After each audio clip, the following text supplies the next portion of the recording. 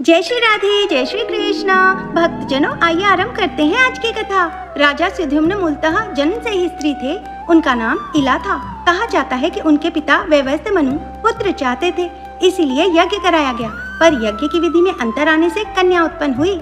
बाद में ऋषियों की कृपा से वह कन्या पुरुष रूप में परिवर्तित हुई और उनका नाम पड़ा सुद्युम्न। एक दिन राजा सुद्युम्न अपने सैनिकों के साथ शिकार करते हुए एक दिव्य वन में पहुँचे। यह वन वही था जहाँ कभी शिव और पार्वती एकांत में विहार किया करते थे। उस समय कुछ ऋषि अनजाने में वहाँ पहुँच गए। माता पार्वती को संकोच हुआ। तब भगवान शिव ने कहा, आज से इस वन में जो भी पुरुष प्रवेश करेगा वह स्त्री बन जाएगा। यह वन अत्यंत दिव्य था और जैसे ही सुद्युम्न भीतर पहुँचे उसी क्षण उनका पुरुष रूप बदल गया और वे स्त्री बन गए।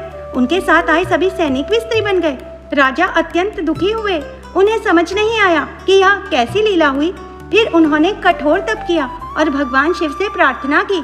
उनकी भक्ति से प्रसन्न होकर भगवान शिव प्रकट हुए, पर बोले, मेरा वचन पूर्णतः बदला नहीं जा सकता। तब भगवान ने समाधान दिया, एक माह तुम पुरुष रहोगे और एक माह स्त्री। इस प्रकार सुद्युम्न का जीवन दो रूपों में चलने लगा, एक महीने राजा और एक महीने स्त्री। इसी स्त्री रूप में उनका नाम फिर इला कहलाया। इसी दौरान बुध ने इला को देखा और उनसे विवाह हुआ। उनसे एक पुत्र उत्पन्न हुआ, पुरुरवा, जो आगे चलकर चंद्रवंश के महान राजा बने।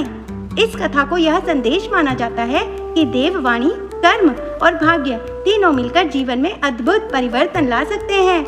माता पार्वती की जय, भगवान भोलेनाथ की जय। आज की कथा बस यहीं तक। जल्द मिलते हैं एक नई कथा के साथ। राधे राधे।